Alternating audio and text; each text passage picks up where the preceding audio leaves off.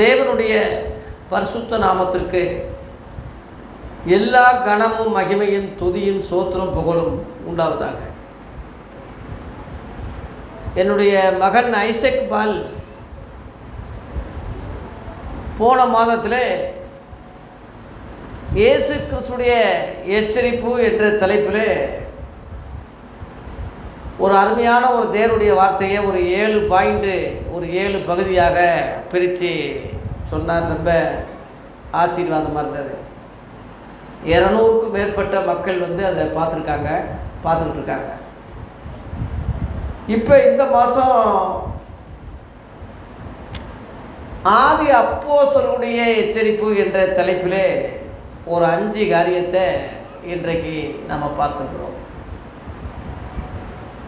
இதனுடைய தொடர்ச்சியாக நானும் ஒரு 5 பாயிண்ட்டு சொல்ல போகிறேன்.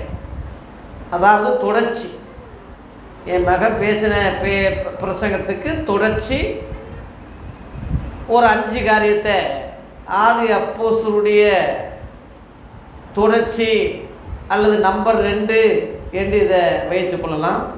இன்றைக்கி தேவனுடைய வார்த்தையினுடைய தலைப்பு ஆதி அப்போஸ்தலருடைய எச்சரிக்கை நம்பர் 2. முதலாவது பிலிப்பியர் 3ஆம் அதிகாரம் 2ஆம் வசனத்திலேயே 3 எச்சரிப்பு இருக்குது. அந்த ஒரே வசனத்தில் 3 எச்சரிப்பு இருக்குது. இந்த 3 எச்சரிப்பையும் தனித்தனியாக பிரித்து சொல்ல போகிறேன். முதலாவது நாய்களுக்கு எச்சரிக்கையாயிருங்கள் என்று இங்கே சொல்லப்பட்டிருக்கிறது. நாய்களுக்கு எச்சரிக்கையாயிருங்கள். தெருவில் போகிற நாய் இல்லை. அப்போஸ்தலனாகிய பவுல் சொன்ன நாய் கக்கினதை தின்னக்கூடிய நாய். 2 பேதுரு 2:22 பேதுரு அதை விளக்குறான். நாய் தன் கக்கினதை தின்னவும் என்று அங்கே விளக்கப்பட்டிருக்கிறான். இந்த நாய் கக்கினது தின்றதுன்னு சொல்கிறது பாவத்தை கக்கி, அக்கிரமங்களை கக்கி, உலக இன்பங்களை கக்கி, உலக இச்சைகளை கக்கி, சினிமா மோகங்களை கக்கி, மாம்ச இச்சைகளை கக்கி, விபச்சாரங்களை கக்கி, வேசித்தனங்களை கக்கி, பொடி சீரட்டு வெத்தலை பாக்க கக்கி, கஞ்சாவை குடிய கக்கி, திரும்பவும் உலண்டு உபதேசத்தை விட்டு விலகி திரும்ப அதை திங்கிறான் பாருங்க. அதுக்கு பேர் தான் கக்குனதை திங்கிற நாய் என்று சொல்கிறது. அவனை மறுபடியும் புதுப்பிக்கிறது முடியாத விஷயம். ஏன்னா அவன் எதை சொன்னாலும் அவன் ரெடிமேடாக பதில் சொல்லுவான்ல. நீ என்ன சொல்கிறியோ அதுவே என்ன அவனுக்கு தெரியும். இப்போ சாத்தானை மனம் திரும்ப பண்ண முடியுமா? சாத்தான் மனம் திரும்பணும் ஆண்டவரேன்னு அவனை ஜெபிக்க முடியுமா? ஏன்னா அவன் தேவ பர்வதத்தில் அக்னிமயமான கற்கள்லே உலாவினவன். அவனுக்கு போய் சத்தியத்தை சொல்ல முடியுமா? இயேசுவுக்கே வசனம் சொல்கிறான். அங்கே எழுதியிருக்கிறதே, இங்கே எழுதியிருக்கிறதே, கீழே குதி, இயேசுவுக்கே வசனம் சொல்கிறான்னா அப்போ எப்படிப்பட்ட ஆளுன்னு பார்த்துக்கங்களேன். சில ஆளுங்க ரொம்ப வாய் பேசுவாங்க.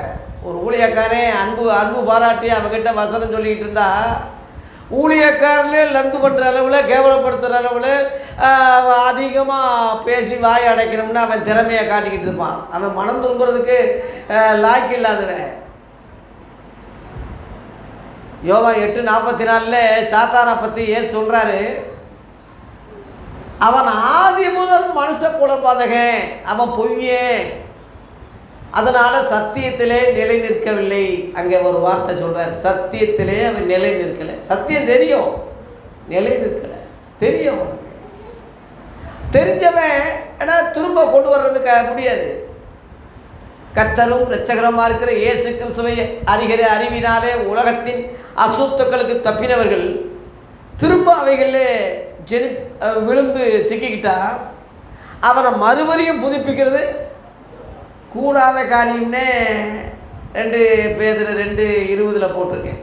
அவனை தான் நாயின்னு கக்கினது நாயின்னு 22 பவுல் சொல்கிறது, பேதுரு சொல்கிறது அந்த அர்த்தம் தான். இந்த நாய்கள் பரலோகத்துக்கு போகவே முடியாது. வெளிப்படுத்துகிற விசேஷம் 22:15 போட்டிருக்கு. வெளிப்படுத்துகிற விசேஷம் 22:15 நாய்களும், இங்கே நாய்கள் பாருங்க, நாய்களும் சூனியக்காரரும் விபச்சாரக்காரனும் கொலைபாதகரும் விக்கிரகாராதனைக்காரரும் பொய்யை விரும்பி அதன்படி செய்கிற யாவரும் புறம்பே இருப்பார்கள். அதாவது பரலோகத்துக்கு புறம்பே இருப்பார்கள், பரிசுத்த நகரத்துக்கு புறம்பே இருப்பார்கள். அதாவது ஜீவ புஸ்தகத்திலிருந்து புறம்பே இருப்பார்கள். அப்படின்னா அது என்ன அர்த்தம்? புறம்பே என்ன? காரிருள், அக்னி கடல், இதானே. இங்கே முதல்ல நிற்கக்கூடிய நாய்கள் தான், தெருவில் போகிற நாய் இல்லை. இந்த மாதிரி நாய்கள் அதிகமாக உலகத்தில் இருக்கிறதுனால பவுல் சொல்கிறான், நாய்களுக்கு எச்சரிக்கையா இருங்க. ஒரு பின்மாற்றம் அடைஞ்ச ஒரு கிறிஸ்தவன் என்னை குறித்து ஜாக்கிரதையாக இருங்க. நான் சொல்கிறேன் உங்களுக்கு, சத்தியத்தை அறிஞ்சு நல்லா தெரியும், ஆனால் அவன் பாவம் செய்கிறான்னா அவனை திரும்ப கொண்டு வரணும்னு நீங்கள் நினைக்கிறது மகா முட்டாள்தனம். உங்களை அவன் வளைச்சி போட்டுருவான், உங்களை பின்மாற்றாடியே செஞ்சிருவான், உங்களை பாவத்தில் விளை வச்சிருவான். ஒரு சாத்தான மனம் திரும்ப நீங்கள் முயற்சி பண்ண மாதிரி தான். அவனை கர்த்தர்கிட்ட ஒப்பு கொடுத்துருக்க. 2 தடவை புத்தி சொன்ன விட்டு அவனை விட்டு விலகுன்னு இருக்கு. அவன் ஒன்றும் சாத்தா இல்லை, மனுஷன்தான். கடைசியில் யூதாஸ் மனஸ்தாபப்பட்டு தற்கொலை பண்ணி செத்தான். அந்த மனஸ்தாபத்தை அவர் பார்த்தாரா மன்னிச்சாரா என்பது நியாயத்திருப்பில் தான் தெரியும். இன்னைக்கு நம்ம முடிவு பண்ண முடியாது. அதாவது அவன் செய்தானே, மனஸ்தாபமாவது பட்டானே. ஆனால் சாத்தா இன்ன வரைக்கும் மனஸ்தாபப்படலை. அவன் இன்ன வரைக்கும் தன்னை எல்லாரும் கும்பிடணும்னு தான், கடவுளை போல நான் இருப்பேன், நானும் கடவுள் தான். இன்றைக்கி இதை மோடி சொல்லியிருக்காருல, நான் மனுஷனே கிடையாது, நான் யார், நான் கடவுள் பிறவி. இது வரைக்கும் எங்கள் அம்மா செத்த வரைக்கும் நான் மனுஷன்தான் நினச்சிக்கிட்டு இருந்தேன், உலக பிராரமா. ஆனால் இப்போ தான் தெரியுது நான் யார், கடவுளுடைய அவதாரம். எப்படி பாருங்க ஒரு மனுஷன். இதே தான் ஹிட்லர் சொன்னான் 1933 நான் கடவுளால் அனுப்பப்பட்ட தூதர்னு சொல்லி ஐரோப்பியா முழுவதும் ஆளணும்னு சொல்லி ஒரு முயற்சி எடுத்தான். ஒரே கண்டம், ஒரே தலைவர், ஒரே ஆளுகை. இன்னைக்கு மோடி சொன்னது அவன் அன்னைக்கே சொன்னான், சர்வாதிகாரி. கடைசியில் என்ன செஞ்சான்? தற்கொலை பண்ணிட்டு செத்துட்டான். அவனே தற்கொலை பண்ணிட்டு செத்துட்டான். ஹிட்லர் ஒரு சர்வாதிகாரி, மோசமானவன். அதை விட மோசமானவன் மோடி, தெரிஞ்சுக்கிங்க. அதே தான் இவன் சொல்கிறான், அதை விட மோசமானவன். இன்னைக்கு எல்லா வீடியோக்களும் பரியாசம் பண்ணுறாங்க, கேள்வி பண்ணுறாங்க, உலகமே சிரிக்குது. என்ன சாமி ஆகிட்டாருன்னு. இவர் எப்படி பொதுநல பிரதம மந்திரியாக இருக்க முடியும்? ஒரு சாமியார் சொல்லலாம். இப்போ புட்டபர்த்தி சாய்பாபா சொன்னார், இந்த நித்யானந்தா சொன்னார், நிறையா பேர் சாமின்னு சொல்லிக்கிட்டான். அவன் பதவி இல்லாதவன், அவன் சொல்லிட்டு போகிறான். இவர் மதசார்பற்ற நாடுக்கு ஒரு பிரதமராக இருக்கக்கூடியவர், நான் பகவான் என்னை அனுப்புனார், நான் சாமின்னு சொன்னால், பகவான் பகவத்கீதையில் துயில் உரையும் போது பாஞ்சாலியுடைய சேலையை அவுக்கும் போது கிருஷ்ண பரமாத்மா சேலையை கொடுத்து உதவினார்னு இருக்கு. மணிப்பூரில் நிறுவனமாக சுற்றிக்கிட்டு இருக்க ஒரு பொம்பளைய நிறுவனமாக வச்சு ஊர்வலம் சுற்றிக்கிட்டு இருக்கும்போது இந்த பகவான் என்ன செஞ்சார்? எட்டி கூட பார்க்கல, இன்ன வரைக்கும் போகல. 9 தடவை தமிழ்நாட்டுக்கு வர்றவர் ஒரு தடவையாவது அங்கே போகலை. பூரி ஜெகநாதன் கோயிலில் ஒரிசாவில் உள்ள பெரிய பழங்காலம் கோயிலுடைய சாமி தொலைஞ்சு போச்சான். அது தமிழ்நாட்டில் இருக்கான் சொல்கிறார். ஏன் தமிழ்நாட்டுக்கு வந்திருக்கும் போது அதை சொல்ல வேண்டியதானே? ஏன் இத்தனை வருஷம் 10 ஆண்டு காலத்தில் அது நீ கண்டுபிடிக்க வேண்டியதானே? அங்கே ஒரு தமிழை ஆட்சி செய்ய போகிறான் ஒருவர், தமிழர் அங்கே ஒரு ஆட்சி பீடத்துக்கு வர போகிறாரு, மக்களை நல்வழிப்படுத்தி நல்ல காரியங்கள் செய்து, அது பிடிக்கல. தமிழை ஆளலாமா? இங்கே சொல்ல வேண்டியதானே, தமிழ் சிறந்தது, தமிழ் தான் மூத்த மொழி, திருவள்ளுவர் தான் முக்கியம்னு இங்கே நீ சொல்கிற வாயி நீ அங்கேயே சொல்லலை. தமிழ் ஆளலாமா, தமிழை ஆளலாமா?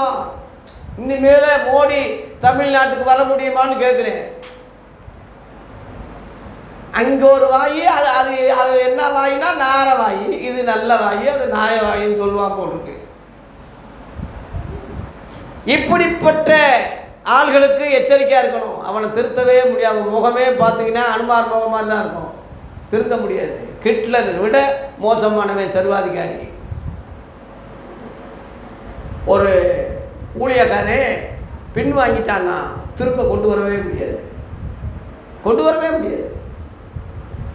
நம்ம ஜிப்சி மிஷனை சேர்ந்த ஒரு ஊழியக்காரரு 10 வருஷமாக 20 வருஷமாக 30 வருஷமாக ஊழியம் செய்கிறவரையா காளியம்மன் கோவிலில் போய் கும்பிட்டு தேங்காய் அடித்து சாமி கும்பிட்டு வர்றாருயா. அது ஒரு ஊழியக்காரன்.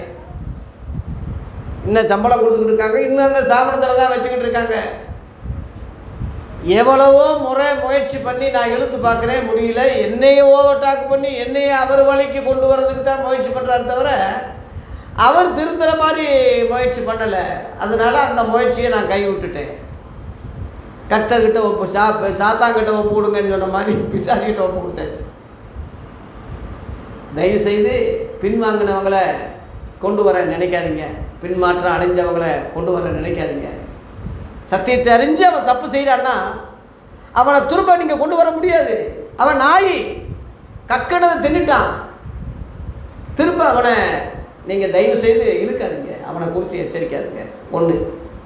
2வது பிலிப்பியர் 3 அதிகாரம் 2ஆம் வசனத்திலேயே பொல்லாத வேலையாட்களுக்கு எச்சரிக்கையா இருங்க. 2வது என்னது? பொல்லாத வேலையாட்கள். இப்போ ஊழியக்காரன் சொல்கிறது கிறிஸ்துவின் வேலையாள்னு அர்த்தம். வேலையாள் தன் கூலிக்கு பாத்திரனா இருக்கான்னு சொல்லி அப்போஸ்தலர் சொன்னாங்கல்ல, இயேசு சொன்னார்ல. இவன் கிறிஸ்துவின் வேலையாட்கள், ஆனால் அவன் பொல்லாத வேலையாட்களாக இருக்கான். பொல்லாத வேலையாட்கள் யாரு? சில அடையாளம் சொல்கிறேன். ரோமர் 16-18 படிங்க. ரோமர் 16ஆம் அதிகாரம் 18ஆம் வசனத்தில் பொல்லாத வேலைக்காரன் யாரு? அப்படிப்பட்டவர்கள் நம்முடைய கர்த்தராகிய இயேசு கிறிஸ்துவுக்கு ஊழியம் செய்யாமல் வயிற்றுக்கே ஊழியம் செய்து நய வசனிப்பினாலும் இச்சக பேசினாலும் கபடில்லாதவருடைய இருதயங்களை வஞ்சிக்கிறவர்களாக இருக்கிறார். இதுதான் பொல்லாத ஊழியக்காரன்.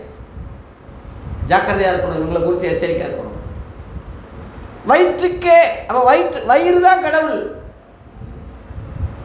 அவன் கர்த்தராகிய இயேசு கிறிஸ்துவுக்கு ஊழியம் செய்யலை, ஆனால் இயேசுவும் பேரை சொல்கிறான், ஜெபம் பண்ணுற மாதிரி ஜெபம் பண்ணுறான், அந்நிய பாஷை பேசுகிற மாதிரி நடிப்பு. அவன் இயேசு கிறிஸ்துவுக்கு ஊழியம் செய்யாமல் வயிற்றுக்கே ஊழியம் செய்கிறான். வயிறு தான் அவனுக்கு தெய்வம். இவன் யாரை ஏமாத்துறான்னா கபடில்லாதவர்களுடைய இருதயத்தை, அதாவது கபடுனா சூது வெடியும் இல்லாமல் சொல்கிறதெல்லாம் நம்பிக்கிட்டு, எந்திரினா எந்திரி, உட்காருனா உட்காரு, கையெழுத்து போடுனா கையெழுத்து போடு, அங்கே வானா அங்கே வா, இங்கே வானா இங்கே வா. இந்த தேனியில் போன 8ஆம் தேதி ஒரு கூட்டம் நடந்துச்சான், கூடார பண்டிகையாம். மதுரை ஜஸ்டின்னு சொல்லி ஒருத்தன் அங்கே ஒரு ஆளுக்கு 3000 ரூபா, ஒரு ஆளுக்கு 3000 ரூபாயா, அதை கட்டி வந்திருக்கான். கூட்டம் நிறையா. எலியாவின் ஆவி இறங்கிருச்சுன்னு சொல்லி மழை இடிச்சு மழை வந்துச்சான். மழை வரும் சொன்னவொடனே மழை வந்துச்சான். அதுக்கு முன்னாடியே 4ஆம் தேதி மழை வரும்னு சொல்லிட்டாங்க வானொலியில். எப்படி வெயில் வருமோ அதுபோல் அதை விட அதிகமாக கொடூரமாக மழை வரும்னு சொல்லி முன்னாடியே சொல்லிட்டாங்க. இவன் ஏதோ மழை வந்துச்சா, ஏதோ காக்கா உட்கார பணம்பழம் விழுந்ததுன்னு மாதிரி இடிச்சு மழை வந்த உடனே இந்த வந்துச்சு நான் சொன்ன உடனே பழிச்சிருச்சு பாருங்கடான்னு சொல்லி ஒரே ஆட்டம் கும்பாலம், ஒரே டான்ஸு. ஏலியாவின் ஆவி கடைசி நாளில் ஏலியாவின் ஆவியாயா கடைசி நாளில் வரும். முட்டா பையன் பாருங்க எப்படி பிரசவம் பண்ணுறாங்க. கடைசி நாட்களில் பரிசுத்த ஆவியானவர் தான் அனுப்புவேன்னு சொன்னார். அதை அனுப்பியாச்சு, அது வந்தாச்சு. இன்னைக்கு ஆவியானவர் இருக்கிறாரு. எலியாவின் ஆவி இல்லை, கிறிஸ்துவின் ஆவி இல்லாதவன் அவருடையவன் அல்லன்னு சொன்னார் தவிர எலியாவின் ஆவி சொல்லலை. எலியா வந்தாயிற்று, நீங்கள் ஏற்றுக்கொள்ள மனதாக இருந்தால் வருகிறவனாகி எலியா இவன் தான் சொல்லி மத்திய 11ஆம் அதிகாரத்தில் யோவான் சானகன் சொன்னார். அவன் வந்துட்டான்ல, அவர் பெருகவும் நான் சிறுகவும் சொல்லி அவன் முடிச்சுக்கிட்டான்ல அவன் வேலையை. திரும்ப ஒரு எலியாவின் ஆவி திரும்ப வராது. எலியாவின் ஆவி என்ன தெரியுமா? 450 தீர்க்கதரிசிகளை வெட்டி கொண்டான். 1 ராஜாக்கள் 18ஆம் அதிகாரத்தில் பாகால் தீர்க்கதரிசிகளை 450 பேரை வெட்டி கொண்டாயா. அது எலியாவின் ஆவி. அது புதிய ஏற்பாட்டு ஆவி கிடையாது, பழைய ஏற்பாட்டு ஆவி. அது நம்ம ஆவி இல்லை. இயேசு அதை கண்டிச்சார், அதை செய்யாதீங்கன்னு சொன்னார். லூக்கா 9ஆம் அதிகாரம் 53 நீங்கள் படிச்சிங்கன்னா, சமாரியா கிராமத்துக்கு ஊழியத்துக்கு போகும்போது இயேசுவை அந்த மக்கள் ஏற்றுக்கல. உடனே அவருடைய சீடர்கள் சொல்லுவாங்க, எலியா செஞ்ச மாதிரி அக்கினி இறக்கி இவங்களை அழிச்சிடலாமான்னு. இயேசு அதட்டுறார், அங்கே போட்டு அவங்கள அதட்டி, நீங்கள் இன்னும் ஆவி உள்ளவர்கள் என்று அறியீர்களா? மனசுகுமாரனை அழிப்பதற்கல்ல, ரட்சிக்கவே வந்தார். அல்லேலூயா. ஏன் இது தெரியலையா ஜஸ்டினே? நீ என் பழைய ஸ்டூடெண்ட்டுடா, நீ என் பழைய ஸ்டூடெண்ட்டு. நான் கடச்சந்தில் இருக்கும்போது என்கிட்ட வந்து நீ பாடம் பெற்றவன், அப்படியே இருந்திருந்தா நல்லா இருந்திருப்ப. எவன் சொல்லி கொடுத்தான்னு தெரியல. செழிப்பு உபதேசத்தில் போய் இன்றைக்கி நான் கடவுள், எனக்கு இளமையே கிடையாது சாவே கிடையாதுன்னு சொல்லி முட்டாத்தனமாக பேசிக்கிட்டு குத்துத்தனம் நிக்கா டான்ஸ் ஆடிக்கிட்டு மக்களை நீயும் கெடுத்து மக்களையும் கெடுத்துக்கிட்டு இருக்க. மனம் திரும்பு ஜஸ்டினே, மனம் திரும்பு. எலியாவின் ஆவி அல்ல, கிறிஸ்துவின் ஆவி தான். கிறிஸ்துவின் ஆவி தான். பரிசுத்த ஆவியானவர் தான் சகல சத்தியத்தில் உன்னை நடத்துவார். எலியாவின் கடைசி நாளில் ஏண்டா வர்றாரு? எலியா இருக்கான், மோசே இருக்கான். ஆனால் 2 பேரையும் ஓவர்டாக் பண்ணி மத்தேயு 17:5 இயேசுவுக்கு செவி கொடுங்கன்னு தான் பிதா சொன்னார். இவர் தான் என்னுடைய நேசகுமாரன், இவருக்கு தான் நான் பிரியமா இருக்கிறேன். எலியாவின் தேவன் நம் தேவன் அல்ல, இயேசுவின் தேவனே நம் தேவன். 2 கொரிந்தியர் 1:3 இருக்கு. இயேசு கிறிஸ்துவின் தேவன். யோவான் 20ஆம் அதிகாரத்தில் 17 மகதலேனா மரியாளுக்கு இயேசு சொன்னார், உங்கள் தேவனிடத்துக்கும் என் தேவனிடத்துக்கும் உங்கள் பிதாக்கிட்டையும் ஏன் பிதாக்கிட்டையும் ஏறி போகிறேன், என்னை தொடாதே, நான் உயிர்த்தெழுந்த செய்தியை சகோதரனுக்கு சொல்லி சொன்னாரே. அது உனக்கு தெரியல? இயேசுவின் தேவன் தாண்டா நம் தேவன். எலியாவின் தேவன் நம்மள்னா வெட்டு கொள்ளு அப்பா, கொள்ளு முட்டா பையன். ஆளும் மண்டையும் டான்ஸும். திருந்துடா முத நாய, நீ நாய் தான், திருந்து. பொல்லாத வேலையால் நீ ஜாக்கிரதையாக இருங்க, எச்சரிக்கையாக இருங்க. நான் அடுத்து மழை வராது, அக்கினி இறங்கும் உன் மேலே. சோதம் கோமராவில் அக்கினி, எலியா ஜபிச்சு அக்கினி இறங்கிச்சுல, அந்த மாதிரி அக்கினி இறங்கி உன்னை பச்சிக்க போகுது. நீ அப்படி இல்லை தான் உன் கூடாரம் முழுவதும் காலியாக. கூடாரம் பண்டிகை புதிய ஏற்பாட்டில் இருக்கா? இயேசு என்னைக்காவது புதிய ஏற்பாட்டில் கூடார பண்டிகை கொண்டாடி இருக்காரா? இல்லை சீசனில் கொண்டாட சொல்லியிருக்காங்க? ஆதி அப்போஸ்தலர் கொண்டாடி இருக்காங்களா? நாய மண்ணையும் ஜோதியும் சேர்த்து நீ சாப்பிட்டு பிள்ளைகளுக்கும் கொடுத்து வகுத்தால போய்கிட்டு இருக்கு அநேகருக்கு. பொல்லாத வேலை, கபட இல்லாதவளை வஞ்சிக்கிறார்கள். சூதுவாது இல்லாத, எந்திரினா எந்திரி, உட்காருனா உட்காரு, டான்ஸ் ஆனா டான்ஸ் ஆடு. இடிச்ச உடனே இந்த வந்துருச்சு மழை வந்துருச்சு. எவன்டா ரசிக்கப்பட்டான்? மழை வருது போகுது. இன்னைக்கு கூட பேஞ்சிக்கிட்டு தான் இருக்கு. இன்னைக்கும் மழை பெஞ்சு எல்லா இடங்களையும் பேஞ்சிக்கிட்டு தான் இருக்கு. மதுரையில் மழை வந்துக்கிட்டு தான் இருக்கு. முட்டா பையன் வானத்திலிருந்து பெரிய அடையாளங்களையும் அற்புதங்களையும் செய்வார்கள். இதோ முன்னதாக சொல்றேன், நம்பிட இந்த மாதிரி உள்ளவங்கள நம்பிடாதீங்கன்னு அன்னைக்கே சொல்லிட்டாரே இயேசு. அந்த லிஸ்ட்ல தானே நீ இருக்க. உன்னை மாதிரி முட்டாப்பைகள்லாம் சேர்ந்துக்கிட்டு ஒரு கூட்டணியாக இருக்கீங்க. உங்கள் மேலே தேவ கோவாக்கினி இறங்காதபடிக்கு, நீங்கள் சீக்கிரம் அழியாதபடிக்கு மனம் திரும்புங்க. முட்டாளே, நாய்களே மனம் திரும்புங்க. பொல்லாத வேலை ஆட்களே மனம் திரும்புங்க, மனம் திரும்புங்க. மூன்றாவதாக சுண்ணத்துக்காரனுக்கு எச்சரிக்கையா இருங்க. பிலிப்பியர் 3:2 நான் சொல்றேன். சுண்ணத்துக்காரனுக்கு எச்சரிக்கையா இருங்க. சுண்ணத்துக்காரன் யாருன்னா விருத்த சேதனம் பண்ணக்கூடிய நபர்கள். இன்னைக்கு எடுத்துக்கிட்டா இஸ்லாமிய சகோதரர்கள் சொல்லலாம், முஸ்லீம் சொல்லலாம். அவங்களும் இயேசுவை ஈசா நபின்னு சொல்றாங்க. அவங்களும் ஆதம் பிபி, ஆதாம் நபின்னு சொல்றாங்க. மரியாள மரியம் பிபி. குரானில் 19 அதிகாரத்தில் ஃபுல்லாக மரியாளை பற்றி தான் போட்டிருக்கு. மரியம் செப்டர்னே இருக்குது. அதில் இயேசு திரும்ப வர்றாருன்னு சொல்கிறாங்க. இயேசு பரிசுத்தாவியினால பிறந்தார்னு ஒத்துக்கிறாங்க. இயேசு கெஜாலுக்கு அந்தி கிறிஸ்துவை அழிக்கிறதுக்கு வர்றாருன்னு சொல்கிறாங்க. ஏறக்குறைய ஒட்டித்தான் வர்றாங்க. ஆனால் சுண்ணத்து பண்ணுறான். சுண்ணத்து வந்து பழைய ஏற்பாட்டு உபதேசம், பழைய ஏற்பாட்டு சட்டத்திட்டம். அதுக்கு உட்பட்டவராக இயேசு பிறந்தாலும் 30 வயசுக்கு மேலே அவர் புதிய போதனைகளையும் புதிய மார்க்கங்களையும் புதிய சத்தியங்களை தான் உண்டாக்கினார்ன்னு எபிரேயர் 10:19 இருக்கு. புதிதும் ஜீவனமான ஒரு மார்க்கத்தை ஏற்படுத்தினார்னு போட்டிருக்கு. புது உடன்படிக்கைன்னு சொல்லுவதனால முந்தினதை பழமையாக்கினார்ன்னு ரோமர் 8:13 இருக்கு. அந்த பழமையாக்கப்பட்டதை நீ ஏன் சொல்லிக்கிட்டு இருக்க? நீங்கள் வாயை திறந்தால் பழைய ஏற்பாட்டை தான் மணிக்கணக்கில் பேசுகிறான். அப்படி பேச போய்த்தார கூடார பண்டிகைன்னு சொல்கிறான், எலியாவின் ஆவின்னு சொல்கிறான்.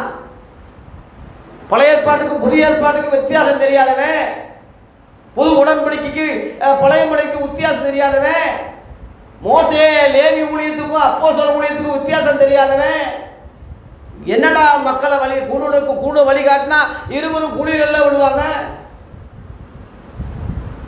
அதனால பழைய ஏற்பாட்டு உபதேசக்காரர்களை குறித்து ஜாக்கிரதையா இருங்க. நம்ம கிறிஸ்துவின் போதகரை தவிர நியாயப்பிரமாண போதகர் அல்ல. நீங்க நியாயப்பிரமாணத்தை தூக்கி பிடிக்கிறானே, நியாயப்பிரமாண போதகர் நம்ம அல்ல, கிறிஸ்துவ போதகர். நியாயப்பிரமாணம் உள்ளவங்கள விடுவிக்க அந்த நியாயப்பிரமாணத்தை விளக்கங்கள் சொல்றாங்களே தவிர அவங்க நியாயப்பிரமாண போதகராக மாறல. நான் கிறிஸ்துவின் ஊழியக்காரன் என்று பவுல் சொன்னான். இயேசு கிறிஸ்துவின் ஊழியக்காரன்னு யாக்கோபு சொன்னான். எவனாவது நான் நியாயப்பிரமாண போதகர்னு சொன்னானா? இல்லையே. இன்னைக்கு அநேகர் நியாயப்பிரமாணத்தை பற்றி மணிக்கணக்கில் பேசுகிறான், பழைய ஏற்பாட்டை பற்றி மணிக்கணக்கில் பேசுகிறான். கேட்டால் பெரிய பெத்தேகோஸ் தலைவர்களாம், வெக்கம் இல்லாமல் பேசுகிறான், கூசம் இல்லாமல் ரோசம் இல்லாமல் கொஞ்சம் கூட சூடு சொல்ற இல்லாமல் பழைய ஏற்பாட்டுக்கும் புதிய ஏற்பாட்டுக்கும் கொஞ்சம் கூட வித்தியாசம். வசனம் இருக்கு, நான் பேசலை, நான் சொல்லலை. வசனத்தை வசனமா ஏன்டா நீங்க புரிஞ்சுக்கிற மாட்டேங்கிறீங்க? உங்க கண்களை பிசாசு குருடாக்கிட்டான்னு சொல்றது 2 கொரிந்தியர் 4:4 எவ்வளவு உண்மையா இருக்கு, எவ்வளவு உண்மையா இருக்கு அந்த வசனம் பாருங்க. அதுல பழைய ஏற்பாட்டில் விடுதலை கிடையாது. நீ 1000 தடவை நீ விடிய விடிய கத்தினாலும் கூட பழைய ஏற்பாட்டில் எந்த மனுஷனுக்கு விடுதலை இல்லை. அப்போஸ்தலர் 13:39 பாருங்க. அப்போஸ்தலர்ல 13:39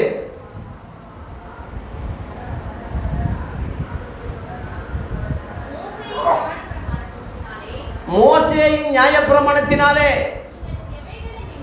எவைகளினின்று விடுதலையாகி நீதிமான்களாக்கப்பட கூடாதிருந்ததோ விசுவாசிக்கிற எவனும் அந்த நியாயப்பிரமாணம் பழைய ஏற்பாட்டிலிருந்து இயேசு கிறிஸ்துவாலே விடுதலையாகி நீதிமானாக்கப்படுகிறார் என்று உங்களுக்கு தெரிந்திருக்க கடவுள். அல்லேலூயா. நியாயப்பிரமாணத்தினால நீதி உண்டானா கிறிஸ்து மரித்தது வீணா இருக்குமே, அவர் வர வேண்டிய அவசியமே இல்லையே, அதுவே போதுமானதாக இருந்தால் இவர் எதுக்குடா இவ்வளோ பாடுபடுறாரு, இவ்வளோ ரத்தம் சிந்துறாரு, இவ்வளோ கஷ்டப்படுறாரு? அதனால தயவு செய்து இயேசு நியாயப்பிரமாணத்தை சிலுவையில் எல்லாம் முடிந்ததுன்னு முடிச்சிட்டாரு. சிலுவையிலே வெற்றி சிறந்து புதிதும் ஜீவனமான ஒரு மார்க்கத்தை ஏற்படுத்தினார். அதான் புதிய ஏற்பாடு சத்தியம். இதை விளங்காதவன் புரியாதவன் நீ என்னடா நீ இப்போ பிரசங்கம் பண்ண போற? அப்போஸ்தலர் 15:24 பேதுரு சொல்றான், எங்களால் கட்டளை பெறாத சிலர் எங்ககிட்டயே இருந்து வந்து, கவனிங்க, சுன்னத்து விருத்த சேதனம் பண்ண வேண்டும் என்றும் நியாயப்பிரமாணத்தை கடைபிடிக்க வேண்டும் என்றும் சொல்லி இப்படிப்பட்ட வார்த்தைகளால் உங்களை கலக்கி உங்களை ஆத்துமாக்களை புரட்டினார்கள் என்று நாங்கள் கேள்விப்படுகிறோம். அப்போஸ்தலர் கேள்விப்படுறோம். அதனால இந்த மாதிரி ஆட்களை நாங்கள் அனுப்பலை, எங்ககிட்ட இருந்து உத்தரவு பெறாமைய, ஆனால் எங்ககிட்ட இருந்தே வந்ததாக உங்களை ஏமாற்றி விருத்த சேதனம் பண்ணணும், நியாயப்பிரமாணத்தை கடைப்பிடிக்கணும், பழைய ஏற்பாட்டை கடைப்பிடிக்கணும்னு சொல்லி உங்களை குழப்பியிருக்காங்க. படிங்க. கர்த்தராகிய இயேசு கிறிஸ்துவின் நாமத்துக்காக தன் பிராணனையும் ஒப்பு கொடுக்க துணிந்த எங்களுக்கு பிரியமான பர்னபா, பவுல் என்ன, அவங்க ஏற்கனவே யூதர்கள் நியாயப்பிரமாணத்தில் இருந்து ரட்சிக்கப்பட்டு திருந்தினவங்க, ஊழியக்காரங்கள் ஆனவங்க. அவங்கள எங்களால் தெரிந்து கொள்ளப்பட்ட அந்த தேவ ஊழியர்களை உங்ககிட்ட அனுப்புகிறது ஒருமனப்பட்டு கூடின இந்த அப்போஸ்தல குழுவுக்கு நலமாக கண்டது.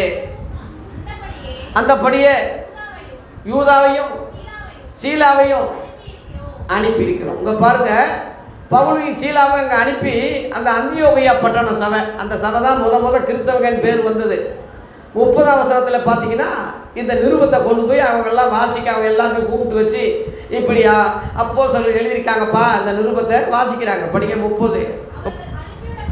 அவர்கள் அனுப்பிவிடப்பட்டு அந்தியோகியாவில் உள்ள சபையை, கிறிஸ்தவ சபையை கூடி வர செய்து இந்த நிருபங்களையும் ஒப்பு கொடுத்தார்கள்.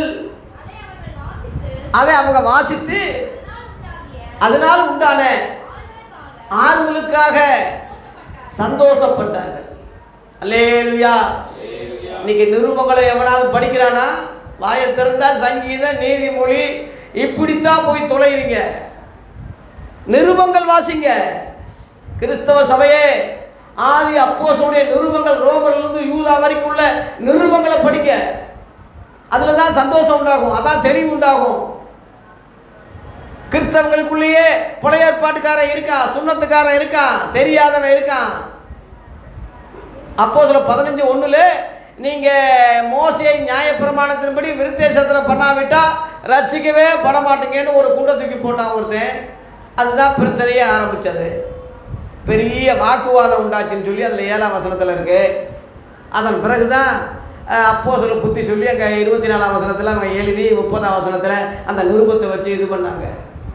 தயவு செய்து நிருபங்களை படிங்க கிறிஸ்தவர்களே, என் ஊழியர்களே. ரோமரிலிருந்து யூதா வரைக்கும் உள்ள நிருபங்களை படிங்க. அவங்க கிறிஸ்தவங்களுக்காக எழுதப்பட்டது. பழைய ஏற்பாட்டில் உள்ளவே ஒருத்தரும் கிறிஸ்தவன் கிடையாது. அது பூர்வத்தாருக்கு பங்கு பங்கா வகை வகையா சொல்லப்பட்டது. அதை போய் கிறிஸ்தவனுக்கு ஏண்டா சொல்லிக்கிட்டு இருக்க? கிறிஸ்தவன் அவனிலும் பெரியவன், அவனிலும் உயர்ந்தவன், அவனிலும் அறிவாளி, அவனிலும் இவன் மேன்மை உள்ளவன். இவனுக்கு வெளியாக்கப்பட்டது அவன் ஏற்றுக்கணுமே தவிர அவனுக்கு வெளியாக்கப்பட்டதை இவனுக்கு சொல்லிக்கிட்டு தெரியக்கூடாது. தயவு செய்து மனசில் அது வைங்க. ஆகவே நிருபங்களுக்கு முக்கியத்துவம் கொடுங்க. அப்போஸ்தலர் நிருபங்களை தயவு சத்தியமாக படிங்கன்னு அப்போஸ்தலன் பவுல் இதுக்கு தான் கடினமாக சொன்னான். 1 தெசலோனிக்கேயர் 5:27 இந்த நிருபங்களை படிக்க வேணும்னு கர்த்தராகிய இயேசுவின் நாமத்தினாலே சத்தியமாக சத்தியம் வச்சு சொல்கிறான். இந்த நிருபங்களை கண்டிப்பாக சத்தியமாக படிங்க. சத்தியம் வைக்கக்கூடாது, அவன் சத்தியம் வைக்கிறான் பாருங்க. இந்த வசனத்தை படிங்க. 1 தெசலோனிக்கே 5:27.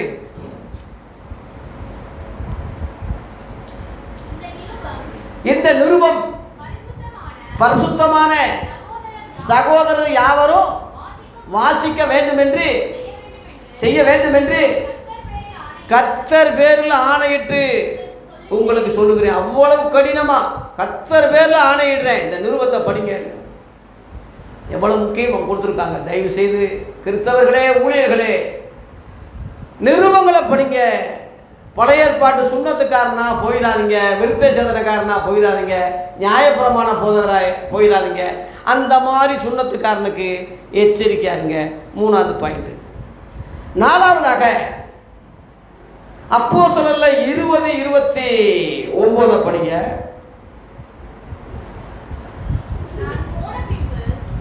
நான் போன பின்பு மந்தைய தப்ப விடாத கோடிதான ஓநாய்கள் உங்களுக்குள்ளே வரும். 28 படிக்க. 28 மேல. உங்களை குறித்து தேவன் தம்முடைய சுய இரத்தத்தினாலே சம்பாதித்து கொண்ட சபையை மேய்ப்பதற்கு பரிசுத்த ஆவி உங்களை வைத்த மந்தை முழுவதையும் குறித்து. 4வது எச்சரிப்பு என்ன? மந்தையை குறித்து, சபையை குறித்து எச்சரிக்கையா இருக்கு. நமக்கு தலைமை சபை பரலோகத்தில் இருக்கு, இந்த பூமியில் நிழலாட்டமான சபைகள் இருக்கு. இந்த சபைகளை குறித்தும் எச்சரிக்கையா இருக்கு. அதுக்கு எச்சரிப்பா இருக்க வேண்டிய அவசியம் இல்லை, அது பரலோகத்தில் இருக்கு, அதுக்கு எச்சரிக்கை தேவையில்லை. இங்கே உள்ள சபைகளை குறித்து எச்சரிக்கையா இருக்கு. ஏன்னா ஓனாய் வரும்னு, பொலிதான ஓனாய் வரும்னு போட்டுருக்கு. நான் போன பின்பு மந்தையை தப்ப விடாத கொடிதான ஓனாய் வரும். உங்ககிட்டே இருந்து பாருங்க, உங்க போட்டுருக்குல்ல, உங்ககிட்ட இருந்தே பிரிப்பாங்கன்னு இருக்கா? இந்த படிங்க. உங்களிலும், அதாவது வேற வெளியிலிருந்து வரல, உங்ககிட்டயே இருந்து சிலர் அவங்க எழும்பி சீசர்களை தன் பக்கம் இழுத்து அவன் ஒரு சபையை ஏற்படுத்துவான். மாறுபாடான இப்படித்தாண்டா சபைகள், இப்படித்தான் சபைகள் உருவாயிருக்கு, ஸ்தாபனங்கள் உருவாயிருக்கு. ஒரு சபையில் இருந்துக்கிட்டே அந்த சபையை பிரிச்சுட்டு போனவன் எத்தனை பேர் பார்த்துருக்கீங்க, நினச்சிருக்கீங்க, கேள்விப்பட்டிருக்கீங்களா? ஒரு சபையிலேயே இருப்பான், நல்லா என்ஜாய் பண்ணி நல்ல ஆட்களை திரட்டி கடைசியில் அப்படியே அந்த கூட்டத்தை ஒரு 10 20 30 ஆளுகளை அப்படியே ஆட்டையை போட்டு அப்படியே ஒரு அங்கே கூட்டி போய் ஒரு சபையை வச்சுருப்பான். எவ்வளோ உண்மையாக இருக்கு பாருங்க, போட்டுருக்குல்ல. அப்போ உங்களையும் சிலர் அப்படி இருப்பாங்க, எச்சரிக்கையாக இருங்க. அதான் உன்னத பாட்டில் ஒரு வசனம் இருக்குது, அருமையான வசனம், 2:15. உன்னத பாட்டில் அது சூலமித்தியாவுக்கு சாலமோன் எழுதுனது. ஆனால் அதுலேயும் சில ஞான அர்த்தங்கள் இருக்குது, அதை நம்ம உதாரணமாக எடுத்துக்கிறது தப்பு இல்லை. படிங்க. திராட்சை தோட்டங்களை கெடுக்கிற குள்ள நரிகளையும் சிறு நரிகளையும் நமக்கு பிடிங்கன்னு சொல்லி இங்கே சொல்லப்பட்டிருக்கு. திராட்சை தோட்டங்களை கெடுக்கிற என்ன நரி? 2 நரி இருக்கு. என்ன நரி? குழி நரி, சிறு நரி. சிறு நரின்னா குள்ள நரின்னு அர்த்தம். அது வெளியிலிருந்து வரும். குள்ள நரி அங்கங்கே காட்டுக்குள்ளே ஒழிஞ்சு அந்த தோட்டத்தை சுற்றி வேலி போட்டிருப்பாங்க. உள்ளே வந்து அந்த பிஞ்சும் பூவுமா இருக்கிற அந்த காய்களை திங்கிறதுக்காக வெளியிலிருந்து வரும். தெரியாமல் அங்கிட்டு இங்கிட்டு இங்கிட்டு இங்கிட்டு இங்கிட்டு இங்கிட்டு பார்த்து வரும். காவக்காரன் அதைத்தான் குறியாக இருப்பான், நரி வருதான்னு. ஆனால் டேஞ்சர் நரி என்னென்னா குழி நரி. இங்கே இருக்கா? குழி நரின்னா தோட்டத்துக்குள்ளேயே குழி தோண்டி உள்ளே போய் படுத்துக்கிறோம். எவன்னா கண்டுபிடிக்க முடியும்? அது பாட்டுக்கு மேலே வந்து இங்கிட்டு இங்கிட்டு பார்த்து அங்கிட்டோட கடி இங்கிட்டோட கடி இங்கிட்டோட கடி இங்கிட்டோட கடி டக்குன்னு பொந்துக்குள்ளே போய் நுழைஞ்சிக்கிறோம். இதை கண்டுபிடிக்க முடியுமா? சொல்லுங்க.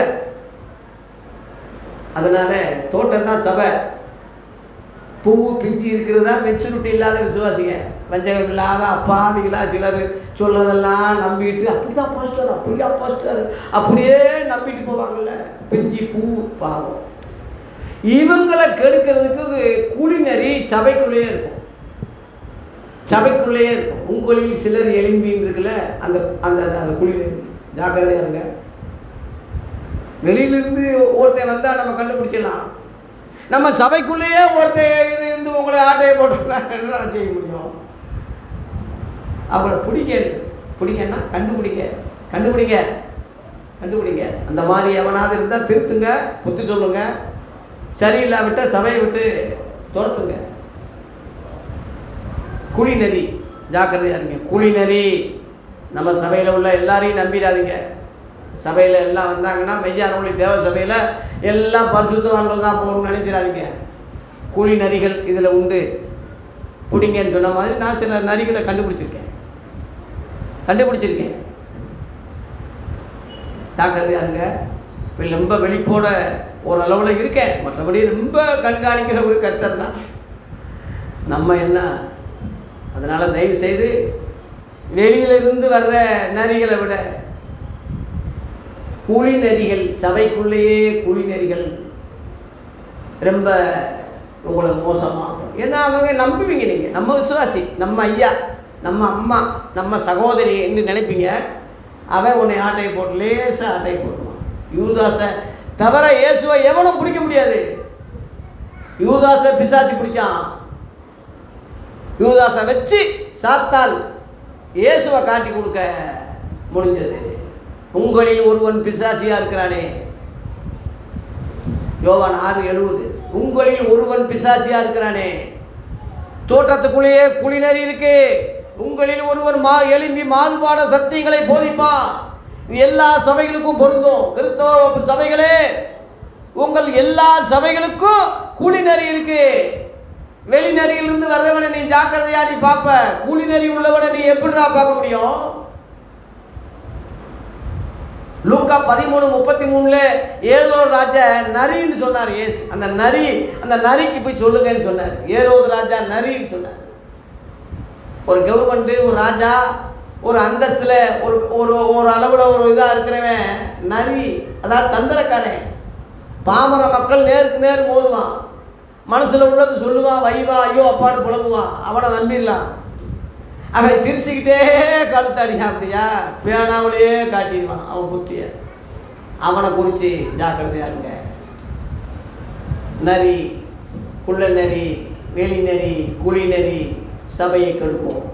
மந்தை குறித்து ஜாக்கிரதையாக இருங்க, எச்சரிக்கையாக இருங்க. லேலுயா. 5வது சொல்லி முடிக்கிறேன். 5வது பாயிண்ட்டு சொல்லி முடிக்கிறேன். எபிரேயர் 12:16. இது ஐசக்குக்கு சொன்னேன், மறந்துட்டான் போது.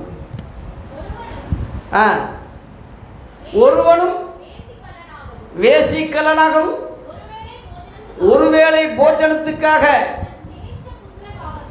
சேஷ்ட புத்திர பாகத்தை விற்று போட்ட ஏசாவை போல சீர்கெட்டவனாகவும் இராதபடிக்கு எச்சரிக்கையாக. 5வது பாயிண்ட், சீர்கெட்டவன் ஏசாவை போல இராதபடி எச்சரிக்கையாக இருங்க. ஒருவேளை போஜனத்துக்காக சேஷ்ட புத்திரி பாகம்னா தேவ ஆசீர்வாதம்னு அர்த்தம். பழைய ஏற்பாட்டு உள்ள தேவ ஆசீர்வாதம், புதிய ஏற்பாட்டு ஆசீர்வாதம் வேறு, பழைய ஏற்பாட்டு ஆசீர்வாதம் வேறு. ரெண்டுக்கும் வித்தியாசம் தெரியாமல் பேசிக்கிட்டு இருக்கான். புதிய ஏற்பாட்டு விசுவாசம் உன்னதத்திலிருந்து மகிமையில் வந்து எபேசியர் 1:3 இருக்கு.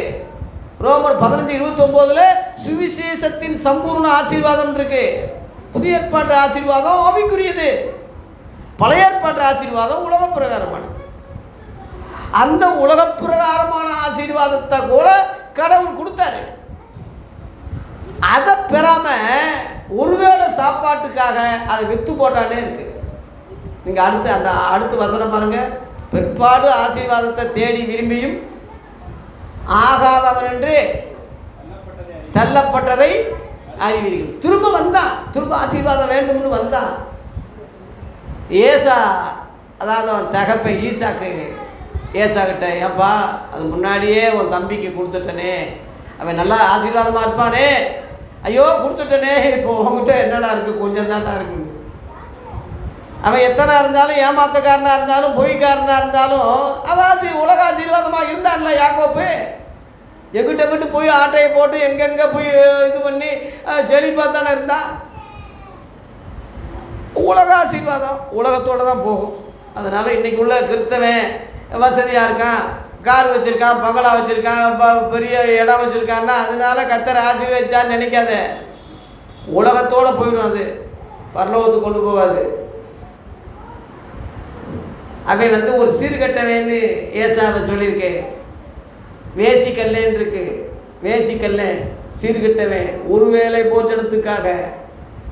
பிலிப்பியர் 3:19 அவங்க தேவன் வயிறு, அவங்க முடிவு அழிவு, அவங்க பூமிக்கு அடுத்தவைகளை சிந்திச்சுக்கிட்டு இருக்காங்க.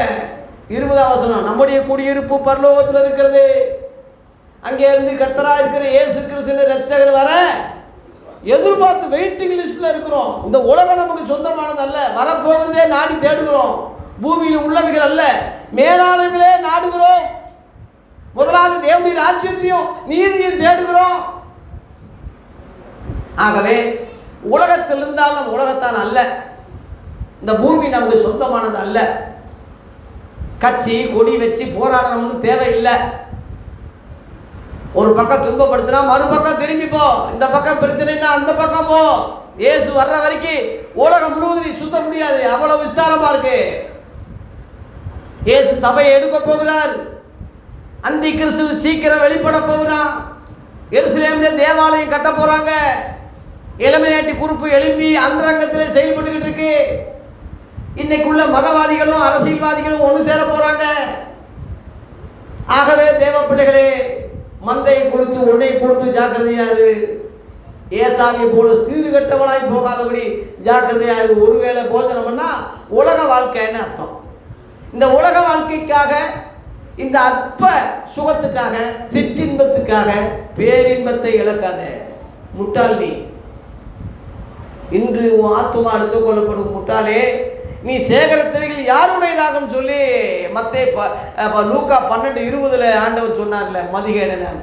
அதில் 21 தேவனிடத்தில் ஐஸ்வர்யம் உள்ளவனாயிராமல் தனக்கானக்காகவே பொக்கிஷங்கள் சேர்த்துக்கொள்ள எவனோ இவனை மாதிரியே இருக்கிறான்னு சொல்றாரு.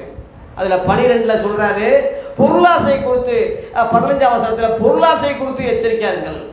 ஒருவனுக்கு திரளான ஆஸ்தி இருந்தாலும் அது அவனுக்கு என்ன இல்லை, ஜீவன் அல்ல. மனுஷன் உலகம் முழுவதும் ஆதாயப்படுத்தி கொண்டாலும் தன் ஜீவனை நஷ்டப்படுத்தினா அவனுக்கு லாபம் என்ன? அதற்கு ஈடாக எண்ணத்தை கொடுப்பான்னு சொல்லி மத்தேயு 16:26 கேட்டாரே, ஏன் பதில் சொல்ல முடியும்? நித்திய ஜீவனே முக்கியமானது, மேலானது, பரலோகத்தில் ஜீவ புஸ்தகம் எழுதப்பட்டதே முக்கியமானதே தவிர பூமியில் உள்ளவைகள் அல்ல. ஆகவே இன்னைக்குள்ள தலைவர்களை நம்பாதீங்க, இயேசு உங்களுக்கு தலைவராக இருக்கிறார். இன்னைக்கு உள்ள போதனை நம்பாதீங்க, அவரால் நியமிக்கப்பட்ட ஆதி அப்போஸ்தலர்களே நமக்கு வழிகாட்டிகளாக இருக்காங்க. இன்னைக்கு உள்ள ஸ்தாபனங்களை நம்பாதீங்க, இயேசு ஏற்படுத்தின அந்த ஸ்தாபனமே பரலோகத்தில் உள்ள சர்வ சங்கம் சபையே நமக்கு மூலக்கல்லாக இருக்கு. அதை நோக்கி பயணிப்போம், அதில் வர்றவங்களெல்லாம் சேர்த்து ஒன்றா பயணிப்போம், அதை தியானிப்போம், அதை மக்களுக்கு சொல்லுவோம். நாம் எல்லாரும் பூமியில் ஒன்றுக்கொன்று சகோதரர்களாக ஐக்கியமாக இருப்போம். நம்முடைய ஐக்கியம் பிதாவோடு குமாரனாகி இயேசு கிறிஸ்துவோடு இருக்கட்டும். பூமியில் உள்ளவைகள் அல்ல, மேலானவைகளே நாடுவோம், தேடுவோம். ஏசாவை போல சீர்கட்டவனாயிராதபடி ஜாக்கிரதையாக இருப்போம், எச்சரிக்கையாக இருப்போம். கர்த்தர் நம்மை ஆசீர்வதிப்பாராக. இந்த மேலான சத்தியங்களை நமக்கு வழி நடத்துவாராக. கிறிஸ்தவர்களே, ஊழியர்களே, இதை புரிந்து அறிந்து இந்த எச்சரிப்புகளை குறித்து எச்சரிக்கையாக இருந்து வாழ்வோமாக. நன்றி, வணக்கம்.